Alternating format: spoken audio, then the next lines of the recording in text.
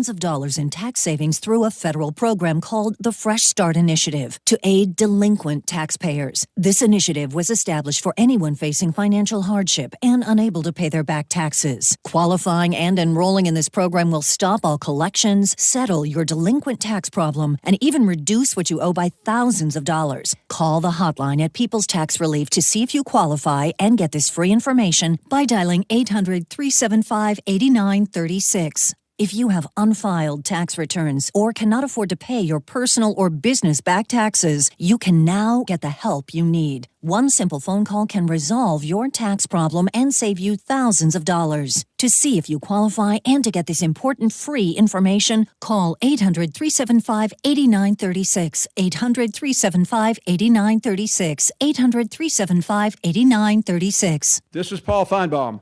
That'll do it for me today. Coming up next, The Drive with Wes Neighbors and Steve Moulton on 97.7 ESPN, The Zone. From the University of Alabama, this is Crimson Tide Today. It's a daily update on Bama sports and it's brought to you by Crimson Drive, driven by NASCAR. Streaming live at 2 p.m. Central on all CTSN social media platforms at UA_CTSN. Hello again, everybody. I'm Roger Hoover. On Thursday's edition of Crimson Drive, we'll be joined by Alabama softball catcher Marley Giles. Hard work. I mean, we come to practice every single day. We go in the weight room. And one thing that Coach Bro always talks about is whenever you leave, whenever you graduate, you want to be content with what you did and rest. And that's when you rest, is when you graduate. And that's whenever you can not have any regret. And so my biggest thing is just not having any regret and just leaving it all out there and making memories with my team, whether that be after the games, before the games, during the games, just, making memories and really just giving it all I have, whether that be on the field or off the field. People that can run really fast, people that can hit it really far. We've got some really good pitchers and we've got really good defense. So I would just say that this team is very diverse, and I think that is our biggest strong suit. I'll have more in a moment. Hey, Bama fans, each Tuesday and Thursday at 2 p.m. Central, join us live for Crimson Drive, driven by NASCAR.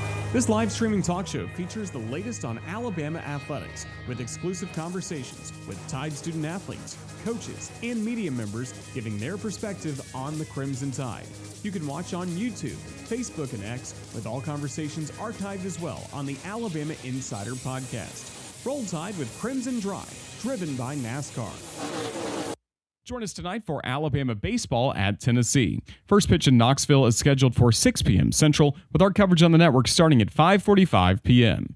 Crimson Tide Today is brought to you by Crimson Drive, driven by NASCAR. Crimson Tide Today is a production of the Crimson Tide Sports Network from Learfield.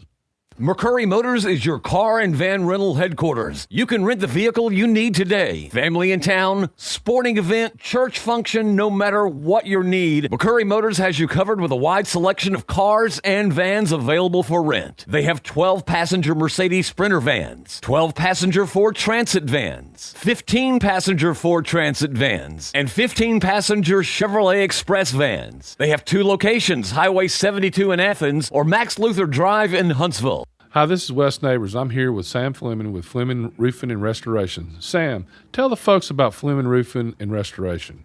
Hey, Wes. Our company, Fleming Roofing and Restoration, specializes in commercial and residential roofing and repairs.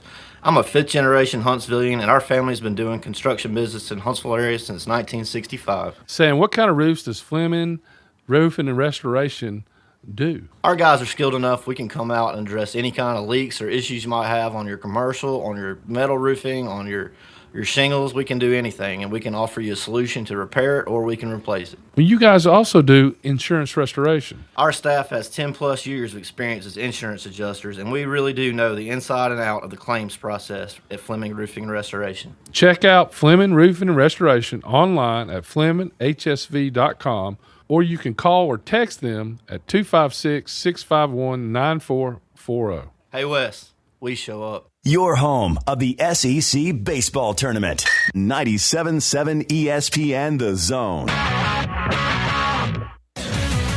WZZN, Union Grove, Huntsville, Alabama. 97.7 ESPN The Zone. This hour of The Drive is brought to you by Lynn Leighton Ford, located online at lynnleightonford.com. Welcome to The Drive with Wes Neighbors and Steve Moulton. Call into the Neighbors Wealth Management Hotline, 256-576-4977. That's how I roll. And I'm not going to drink and drive anymore. That's 256-576-4977. Now, here's Wes and Steve.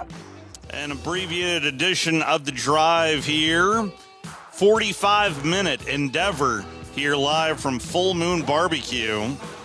And Condensed. Yeah, we're just trying to... Distilled. We're trying to give you the best parts over the next 45 minutes. How are you, Wes? Doing good. Doing real good. Always great to be here at Full Moon Barbecue. Yes. Looking forward to getting my food here. Sources close to me tell me this is not our last trip here to Full Moon Barbecue. Here we go. Good news. That is some good news indeed. If you happen to be trying to feed a large group. Steve's already getting served. I thought Wes maybe walked in and put in an order. I did exactly. Well, that's what you did. There you go. Exactly. Oh, okay. Man, talking about service. I mean, I was all of a sudden getting food handed to me here. Yeah. If you're looking to feed, man! if you're I'm going to guess what this is. I'm going to guess this is brisket. Brisket, greens, and then the deviled eggs with some bread and cornbread. Is there ribs underneath it? Yes. There are ribs underneath it. It's brisket on top of ribs. Yes. Yeah. Stacked. Yeah. So clearly, Wes will no longer be a part of the program here inside the first 10 minutes. Yeah, I'm going to ask Drew a question. Hope it's a long answer. Well, I'll tell you this, too. I tweaked the Armin the last time I was here, and I got brisket on a grilled cheese. Lord. Yeah. So, Oh, my God. I got a... So, I had got a religious question for Drew. experience. And now, what is it you usually get, Steve? With the smoked sausage. Right now I'm thinking about brisket on top of ribs. Yeah. If you look at this brisket, I mean, good Lord. That's good. What question you got for Drew? Yeah, so Drew, how would you rate Alabama and Auburn's portal class in basketball? I think Alabama's a little bit ahead of Auburn. Both of them have added a ton of size. Auburn just got a guard that sat out at Vanderbilt. That'll be kind of a wild card because they needed another guard. But he's not going to start because Overton and Pettiford is going to be their backcourt next year. I mean, they signed them to start. It's interesting, though, because they lost three guys that I think they thought they were going to bring back. And that's just the way the portal is right now. Philippe Jovic, I haven't heard where he's wound up, but he left because he wanted $2 million to average 4 points a game. And then they lost. And then they kind of had the Mohamed Diabate done to them, where they thought they had Sebastian Williams-Adams recommitted to come back and agreed to a contract as a sophomore. He changed agents. The agent came back to Auburn wanting more. Auburn decided to move on. I think it was just sort of a mutual deal. And Sebastian Williams-Adams ended up at Vanderbilt like 24 hours later. Mm-hmm. So there was no tampering there, probably. Probably not. But and then Elijah Freeman, who, as Steve knows, was at Lincoln Memorial his freshman year, and then had a solid year at Auburn and was basically in the NIT was playing 40 minutes a game because I thought he was going to stick because of it. Yeah, and a lot of people did because they was kind of having a come out party. I mean, he's very athletic, and so I think they thought, okay, he had to take on a bigger role in this run, and they were going to compensate him. But that run he made in helping them win the NIT championship opened a lot of eyes of other teams. And after initially saying he felt like he was going to return right after the game was over, when they won the game over Tulsa in overtime, he ends up at Texas, and with the Sean Miller, and so they lost those three guys, but and then I'll have to look it up, Steve, because I need an interpreter for some of this stuff. But the big man that had to sit out the majority of the year, the 7-footer that had the medical situation. And it was kind of an injury. Yeah. Aporum, I'm trying here. Yeah, I think that's right. He is not coming back. And so And that was kind of unexpected because I think they thought that they would be able to hold on to him, but now they're not going to be able to. So, but they've added size. They've done it really internationally. They added the French big man, who's a 7-footer, who's 21 years old over in the professional league over there. They got him. He was one of the first commitments that they got. And then they got a guy that's interesting. He was injured that had been 2 years ago, was like newcomer of the year in the Big Ten at Iowa, and then had transferred to Creighton and got hurt, and now he's going to be coming to Auburn. He's 6'10", so he's I guess if you wanted to equate him to someone, he's probably like the cat they got from North Carolina a few years ago, who didn't play a ton at Carolina, but as we know, he came to Auburn and then became a first-round draft choice. So Auburn's added a lot of size. Alabama, I think, has added size. Javian Davis Fleming from Mississippi State, 6'10", 250 pounds, a guy that per the minutes he was playing averaged probably like 2 blocks. I think he rebounded at a higher rate, definitely, than Noah Williamson. So they got him, and then and I thought that was a nice get for Alabama. And they had to pivot from him after Cade Phillips decided, that they couldn't come to an agreement, and he went to Bucky McMillan because Bucky definitely needed size. That's the biggest thing Bucky needed going into next year because they were one of the most undersized teams in the country. So Cade's going to Texas A&M, but they went to Javian Davis Fleming, and they got him situated. And then, I think also when you look kind of at their class, I think they got a really nice shooter, a really good piece, and it's not made a bunch of national headlines, but he got hurt because he had family that were NC State people, and he's from the Carolinas, but Cole Clower was a guy that Alabama recruited heavily. He's a 6'7" shooter, white kid. He's more athletic than you would think, too. He was a top 30 recruit last year, and he ended up going to NC State, but he got hurt his knee and redshirted. And I've told you about the redshirt stuff because if a kid redshirts, most of the time he moves on the next year because you end up, first of all, you don't get a raise for redshirting.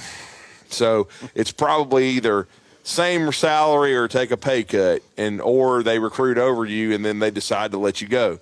Well, they got Clower because NC State, as we know, Western Union, a.k.a. Will Wade, went back to Louisiana. And by the way, as the world turns, his first commitment out of the portal would be one Mohamed Diobati. And I just hope he got his money.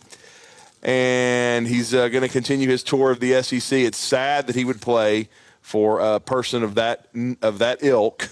But, I thought he was going to end up at St. John's, but then Donnie Freeman, and this all ties in because Donnie Freeman was a guy that Alabama wanted. Very much so. Nate Oates went to see him. He was all ACC at Syracuse under Red Autry. He was a 17-7 guy, but he went in the portal. It looked like Kentucky and Alabama were the two front runners. Kentucky was the favorite. He visited Kentucky. Somehow Pope whiffed. We don't really know what happened.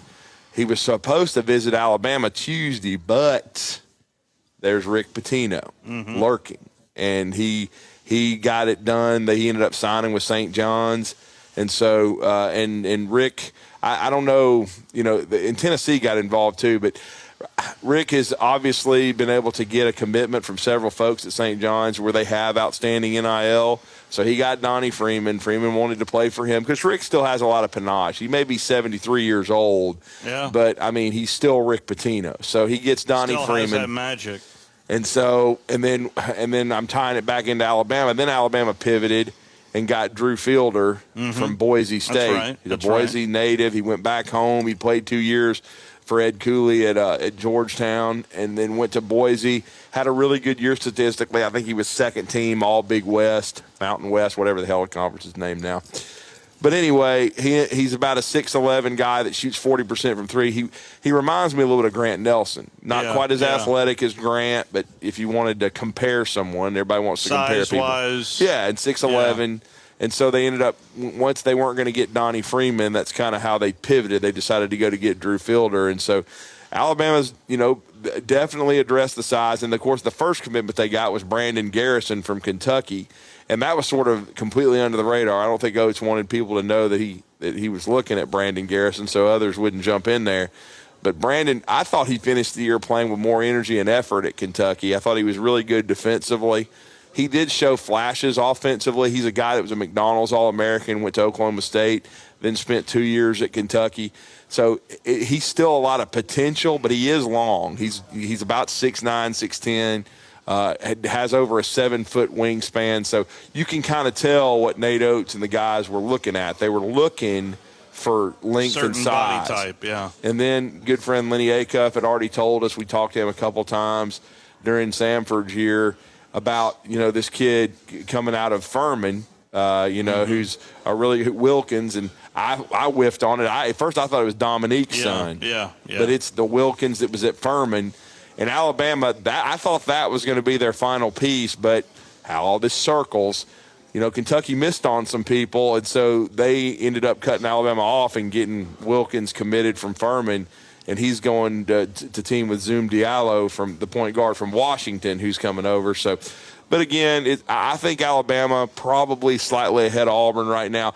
They still need a point guard because Aiden Holloway's legal situation, I do think it'll work itself out. I know that's probably one reason why you didn't hear him say, I'm back. They've got to get that cleaned up. If they can get it cleaned up, he'll be back. But you still need someone with him. Yeah. And then there's two other guys. One's Allen, right?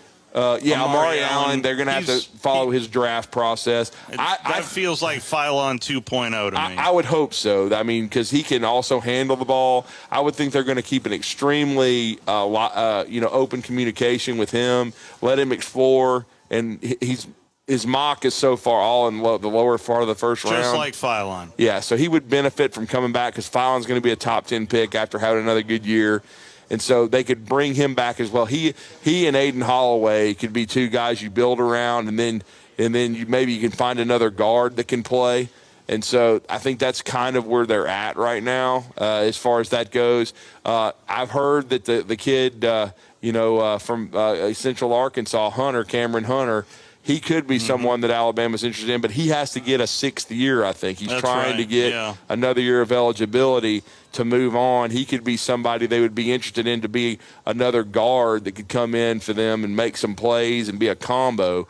But we'll see. But I do think Alabama's in pretty solid shape. I think they've had a good run at it. They're just going to have to – they need some luck with the Aiden Holloway legal situation. And then, like Wes said, with Amari Allen, you need to get Amari Allen back. And then one small surprise, there was one that, that swung both ways. I thought Davion Hannah, after he redshirted, would come back. But then I was told no minutes for Davion Hannah. That's one reason why he left. I think he wanted to stay, but they were honest with him and said, look, we don't see a huge role for you here, because they've got those 3 signees coming in. And so Davion's in the portal. But the one that I didn't think would come back was Keaton Bristow. So he's one red shirt that I think is coming back. But I think the reason is he's 6'10" with length, and they're hoping and praying they can get him healthy enough to see what you saw against Illinois, where he was a true difference maker. And bigs are like Sasquatches right now. The most important positions in college basketball are posts and point guards. They get the most money. So is that a long enough answer for you? Yes, but it was very detailed. I don't see any more brisket. Yeah, well, next question.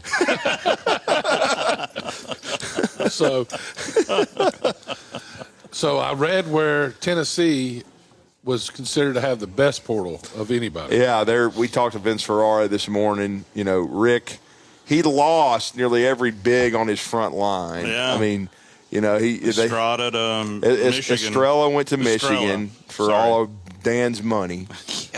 Yeah. And he's a good player. And then I don't think the Jalen,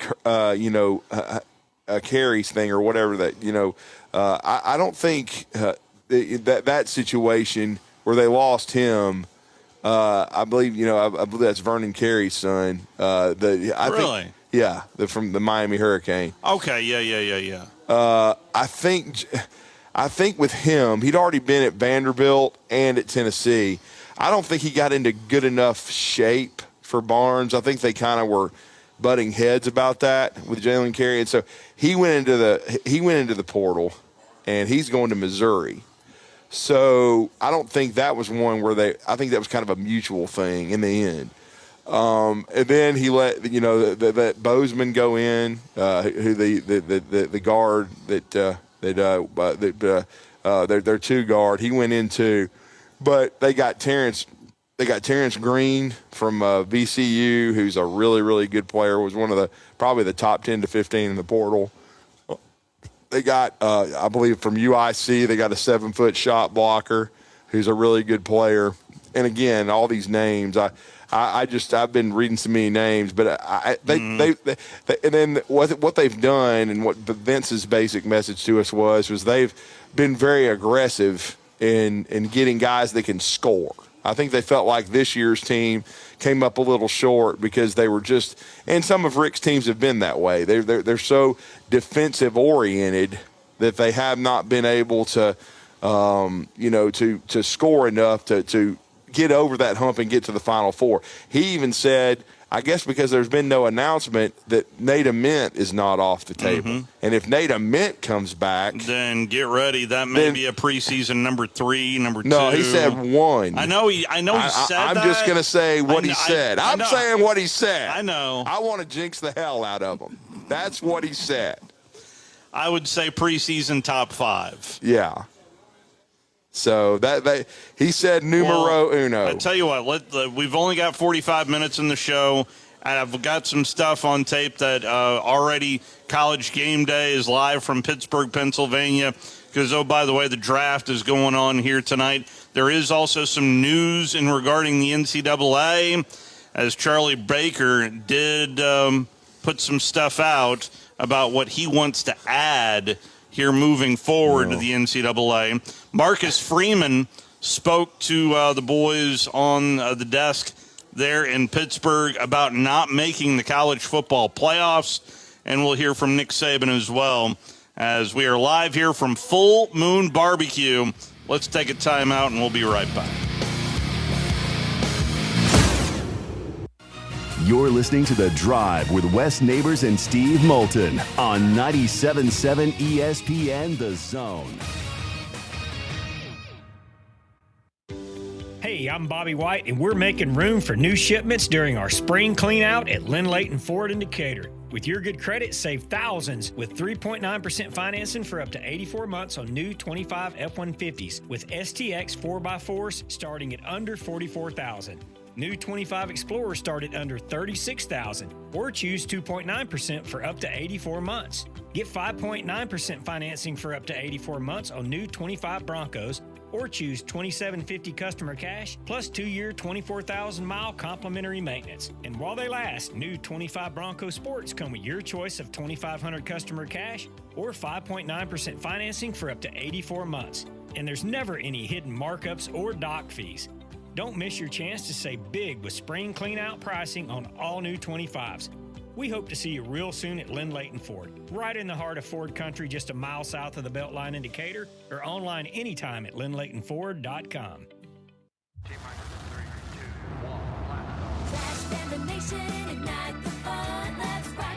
Your Rocket City Trash Pandas are back for 6 games, April 28th through May 3rd. Promotions include a James Spann bobblehead giveaway on the 28th, post-game fireworks to close out the night on the 1st and the 2nd, and kids run the bases after the game on the 3rd. Get your tickets and learn more about weekly promos by visiting tptix.com. That's tptix.com.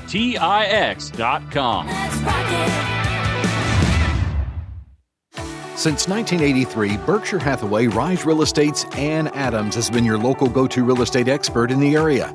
As a buyer, you can trust Ann's in-depth knowledge of the local housing market to narrow available properties down to those you'll be interested in, saving you time when shopping for a new home. When you're ready to sell, Ann's expert negotiation skills will ensure you get a fair price and hassle-free experience. Call Ann Adams today at 256-337-2625 or email annadamsrise@gmail.com. Tom Abraham here for my friends at All About Water. Crazy name, huh? Well, let me introduce you to them. All About Water is the top pond builder anywhere in the Tennessee Valley, and that includes remodeling or cleaning out existing ponds as well. They also have monthly maintenance plans for your pond. Don't have a pond? Well, how about a fountain or water feature for your property to bring that soothing sound of running water to your happy place? On the other hand, maybe you have water on your property that you don't want. Well, Ryan at All About Water is all about water, so he could take care of that as well. He has a background in fluid dynamics, and what that means is that he can take care of any water issue that you have. Finally, how about that irrigation system that you have or that you want? Well, they do installs and maintenance and repairs on those as well because they are all about water. Learn more at allaboutwaterllc.com. That's allaboutwaterllc.com. These days, saving time is important, and saving money is even more so. That's where Eagle Masonry and Insulation comes in. Over the years, Eagle has expanded their services to meet the needs of folks like you in our area. If you need masonry, brick, stone, or block work, Eagle should be your first call. They can even help if your property needs grading, erosion control, and Eagle can handle dirt haul-off. Call Eagle Masonry and Insulation today at 256-755-1556. Eagle saves you time, and Eagle saves you money. We cover all the SEC schools, including Western Union and Venmo. I want that money! You know, 97.7 ESPN The Zone.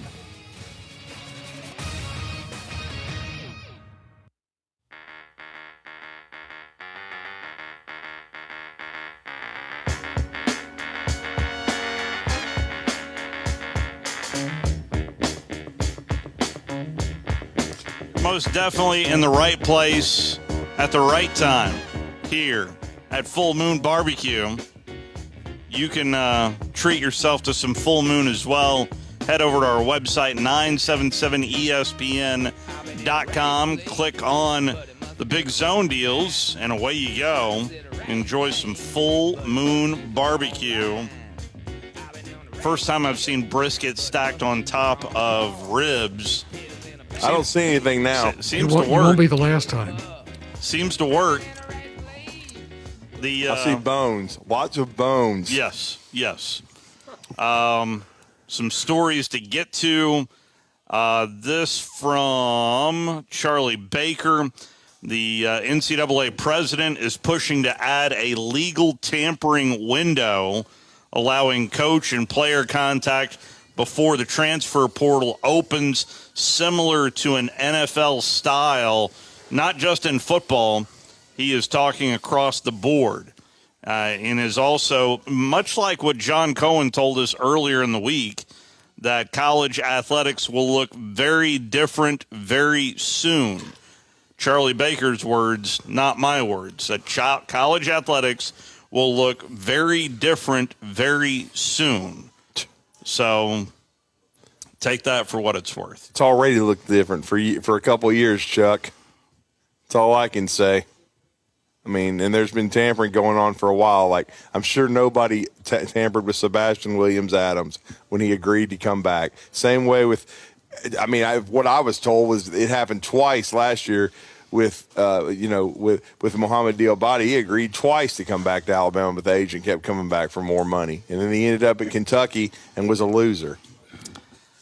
Because Kentucky wasn't very good. Walking you up to Alabama baseball as the Crimson Tide are in Knoxville, Tennessee to take on the Tennessee Volunteers, a very important series for both of these squads as Alabama coming off of a midweek disappointment, I'll say, against disaster. When you make 5 errors and you're down 7-0 before you sit down, it's a disaster. So there's that. So Alabama and Tennessee with a 3-game set, and as soon as we're done with that Alabama-Tennessee game, we'll join In Progress the NFL draft. And at the NFL draft was Marcus Freeman, the Notre Dame head football coach, who really has not said a whole lot since his squad did not make the college football playoff field of 12, but they whined about it for about a month. Yeah, here's what Kirk Herbstreit asked Marcus Freeman. Here, you didn't say anything about this isn't fair, what happened, the system isn't right. Can you teach a class on that? Like, what made you just take the high road and not feel like you needed to stand on top of the mountain and say how unfair the system was to you? Yeah, I just believe you sleep in the bed you make, and you take advantage of what's given. Right? What was given to us, we got to make the most of it. We're not going to make excuses. This was our schedule. We should have won every game we played. We didn't. Learn from it. Keep the pain at times when we need motivation to struggle today. But we got to take advantage of what's right in front of us, right? And that's an opportunity. We got practice 14 tomorrow, and we're going to go back to work. I just don't believe in passing blame. And maybe it's my father, maybe it's been coaches in my life, because if you pass blames, you don't own it, and you don't learn to struggle and grow from it. Right? If you blame somebody else for your situation, well, how do you learn from it and grow from it? And so we got to own it, and we're going to learn from it and grow from it. Yeah, I love it. Great point. All right. That is Marcus Freeman. Yeah, beat Miami and Texas A&M. Don't gag. A lot of gagging since '88. I do notice up on the worldwide leader, they were talking a little Ty Simpson. Let me try to for the 6,229th time. Yeah. Just hope he's a first rounder tonight. I think he will be. You know, interesting. It's so much different in opinion on him. Who, Ty? Yes. You want to hear it? Sure. Well, let's hear what's on the worldwide I think Dan Orlovsky said that he maybe goes even ahead, which was crazy, that he might go ahead of Fernando. Stop it. He did that. He did that. Come on. I know. But I'm just, that was said. I'm just saying, nothing against Ty Simpson. I think we all saw what he could do, especially in Athens early in the year. I think they converted their first their first 8 third downs. We were just really impressed by what he did. Late in the year, it was a different story. If it wasn't quick game or rhythm drop and a ball out and he had to work through progressions, there was some hesitation. And it wasn't just him. It was the offense as a whole that was struggling. I just want to say that I hope he gets drafted tonight. I hope he has a great career. I just don't know why people aren't talking more about Carson Beck. Kid 6'5", 233 pounds, 2 years of the pressure of dealing with filling in for Georgia and Stetson Bennett and trying to keep that national championship run going. Endured that. Lost just 3 games when he was in Athens. Ends up going to Miami after a UCL surgery, and then ends up taking Miami all the way to the national championship. He's got every physical attribute you could ever want, Des. I know he's got some picks throughout his career, but I personally like that he's been through adversity because it's going to be really So that's a little bit on Carson. You know, Beck. I used to agree with a lot of, but Herbstreit, last 3 or 4 years I have not. No, I mean, what he's conveniently overlooking with Ty Simpson is he was hurt. Yeah, well, nobody talks about that. And he showed a lot of toughness staying in the lineup lack each of a and running every game as well. Yeah, I mean, there's no doubt that he was. I'll make a bold statement. You put Ty. Come on. You put Ty Simpson at the quarterback of that Miami team. They probably beat Indiana's ass and are the national champions. And guess who the first pick is then? Well, Mr. Ty Simpson. They tried to pay Ty $10 million to go to exactly. Miami. And guess what? He's a lot better than Kirk ever was. So if you want to just go there. Well, I mean, so I'm not going to attack anybody that played the game as hard as he could. But I would agree with that statement. I mean, Kirk wasn't a very good he was Dan Orlovsky of Ohio State. Even though Dan went to UConn. But yeah. But I will say this. I think it's I think it's the Miami quarterback. You say, well, he had a lot of interceptions, and that's the reason. Well, that's a good damn reason. Well, I mean, he made a lot of mistakes. I didn't think you look at their 2 losses during the regular season. He wasn't very good. He turned it over a ton. Yeah, and they didn't lose to good teams either because Louisville was average, and they had no business losing to that team. You know what I'm saying? And then was it Georgia Tech that got him? I believe that's right. Because Georgia Tech got him again. Yeah, I watched. They played awful in that game, and he had the winning drive against Ole Miss, but before that he hadn't done anything. And I don't like his arm. I mean, I thought he was a good player. Okay, I do think he deserves to be drafted. Yeah, but I don't think he's a. But I don't think and then if you look at Ty and the way he fought through adversity, the way he waited his turn, the way he played, and he didn't have the greatest supporting cast. It was good at Alabama, not great, and the offensive line definitely wasn't great. Mm-hmm. I think he did a great job of competing and getting his team where he needed to get them. But I'll just say this, and here's the way I always this is the way for me because the biggest thing going against Ty is only 15 games. The way you mitigate that is, and Coach Saban said this on the Pat McAfee show, he needs to go somewhere and sit. Mm-hmm. He doesn't need to be the starter right away. He probably disagrees with that. He probably wants to play. But I think if he sits, he'll have a longer career.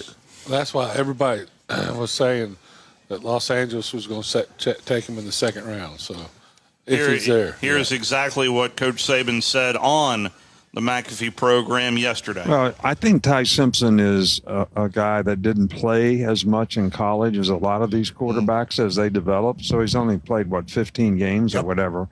And I think maturity would be the word that I would say is important in the development of his game. I think he can throw it well enough. I think he's athletic enough. Decision-making, processing, drifting in the pocket. I mean, things that you can improve on with experience.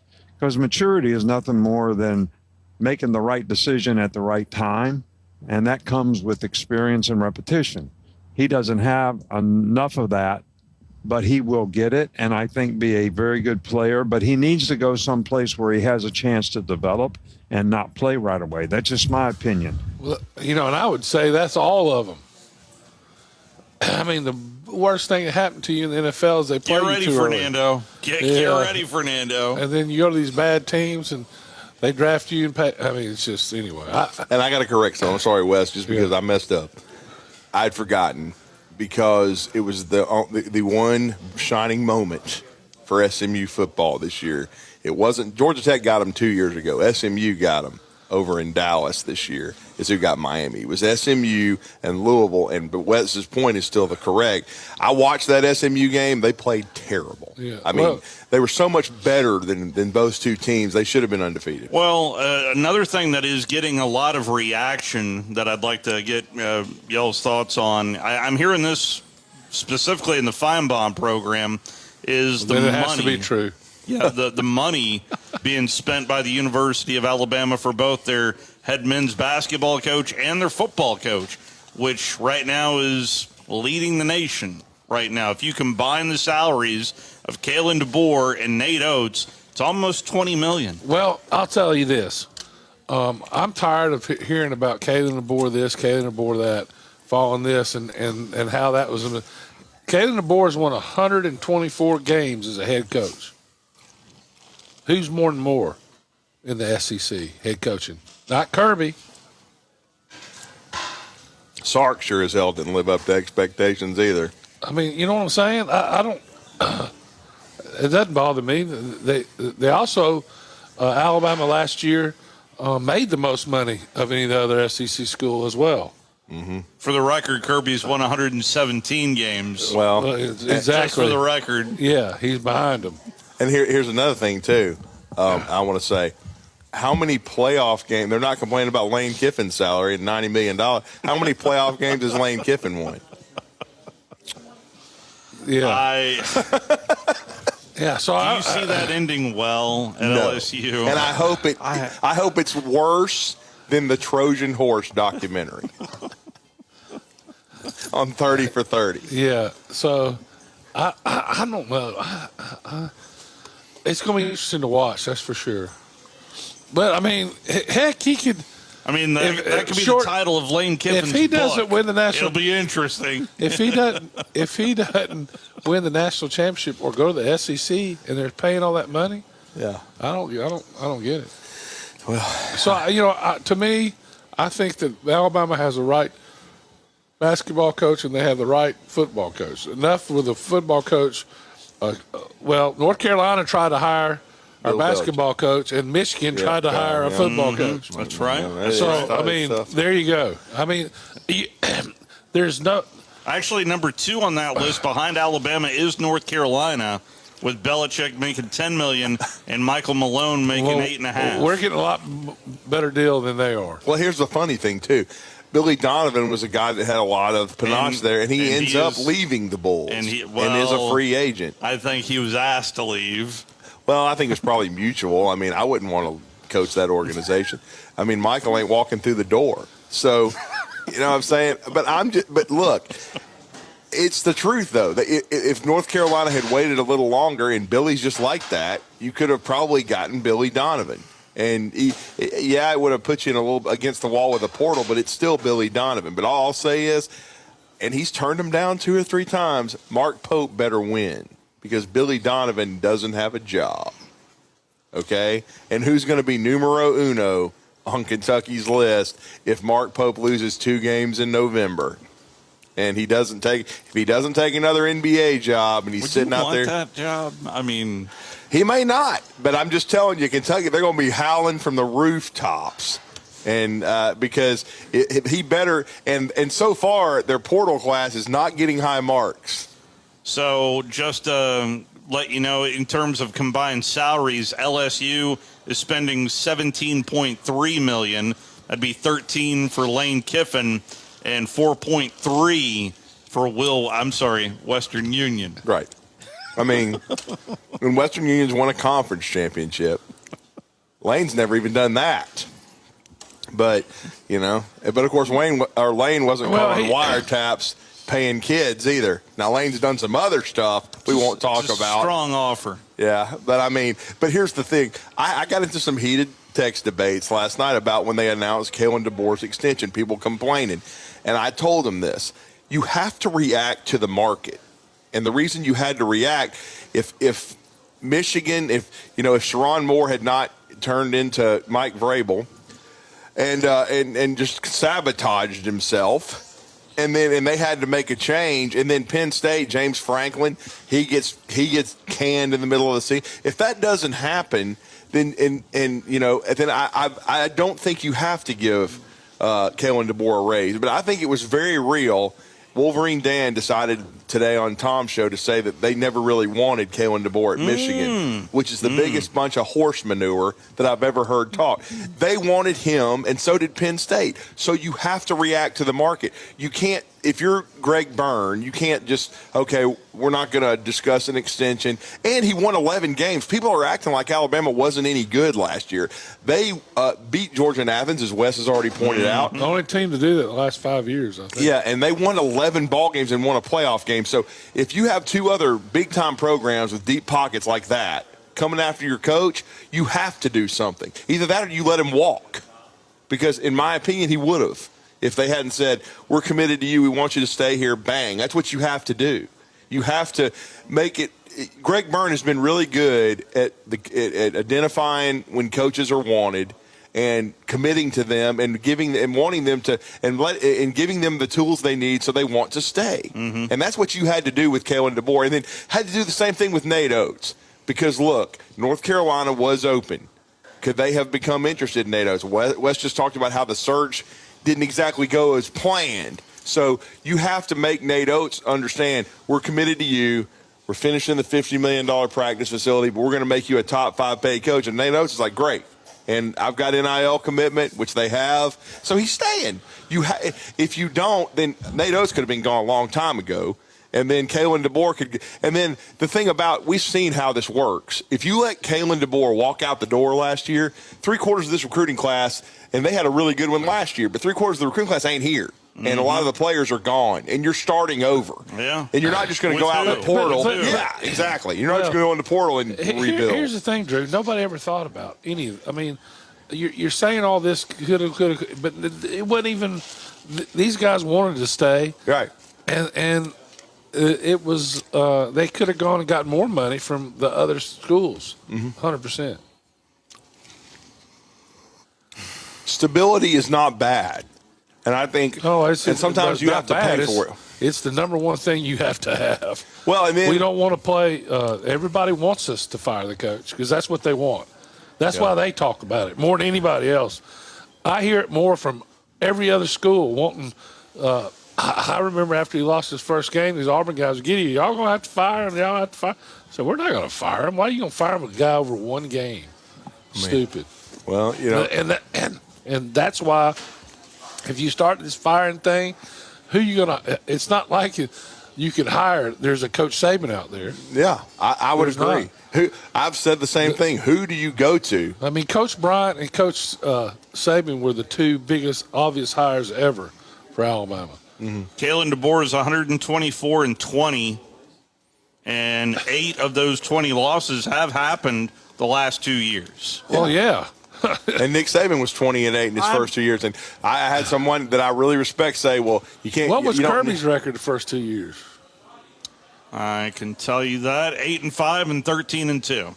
Yeah, well, it's 7 losses. Mm-hmm. Yeah, I mean, same neighborhood. Yeah, it's the same neighborhood, and and then of course I was told by somebody I really respect, like you can't compare Saban and DeBoer, but you can't compare Saban to anybody but Coach Bryant. In my opinion, you can't. But the whole point was though, there's transition, and you're always gonna go through some adversity. And the thing is, when Coach DeBoer took this program over 2 years ago, it was a lot different, the climate. The whole team can leave and you have nobody. Yeah, I mean, So to me, it's so the fact that the University of Alabama is investing $20 million in 2 coaches, you see as a good thing. Yes. Yeah, because I do as well. Well, I mean, they're making money. Just in terms of what kind of program Nate Oates has already established, and what you've already seen out of Kalen DeBoer through 2 years, that includes making an SEC championship game and a win in the college football playoffs. And see, that's significant to me, and because you remember how Coach Saban's second year, ended. It was a great season. Well, Coach they lost to Florida and Utah. And DeBoer's played for a national championship. How many coaches out there can you hire that done that? I agree. Here's the thing, and then some of the consternation was, Greg Burns been saying they've had to cut some areas, and they've been and they're worried about money and things of that nature. Then they spend this. Texas A&M is cutting but money. It's about how you spend it. And Alabama has to be strategic, and part of the strategy is what they just did: commit to these 2 coaches, and stability matters. I don't care what anybody says. Coaching matters. We know that. And recruiting, they do an excellent job of recruiting. They've been in the top 5 for all 3 of his classes. Yeah. They just signed some more. Didn't they get one of the best quarterbacks in the country? Well, what's today? I got to look at the date, Wes. 2 days. In 2 days, on Saturday. Go Dogs. It's Elijah Haven. He's from, ironically, Baton Rouge. And it's down to Alabama and Georgia. Go Dogs. And, I'm hearing a crimson color. Now, things can change. I heard it's 97.5% chance he's going to Alabama. That's what I read. That's what On 3 had or something like that. Alabama's been considered the favorite for a while, but Georgia can never be discounted, especially with what Kirby's done. And it's ironic, too. And, of course, a lot of it is the Saban influence. Kirby is handling things a lot like Alabama right now, still recruiting the high school athlete and then trying to get a few key pieces out of the portal. The best quarterbacks from Georgia have always been from Georgia. Yeah, that's true. It's not even close. Finally, just get ready for it, boys, because I'm expecting the Big Ten to have more first-round picks tonight than the SEC. Well, I'm sure Dan will tell us. So just get ready. Yeah, but how many of them started out at SEC schools? Details. And I'll just say this: if Caleb Downs, if he falls out of the top 10 because he's too smart, I think at least 6 front offices should be fired. Who said that? Somebody said that. I heard that earlier today on the NFL He's intimidated Network. some organizations with how smart he is. Yes. And I was like, well, then just fire half of them. Well, they need to fire those organizations. and you know what? They earn those spots legitimately, don't they? I'm telling you, they're some of the dumbest people in the world that are up there coaching in the NFL. I love it. That's a great way to end it. Alabama baseball comes up next. This hour of The Drive is brought to you by Lynn Leighton Ford, located online at lynnleightonford.com. Hey, I'm Bobby White, and we're making room for new shipments during our spring cleanout at Lynn Leighton Ford in Decatur. With your good credit, save thousands with 3.9% financing for up to 84 months on new 25 F-150s with STX 4x.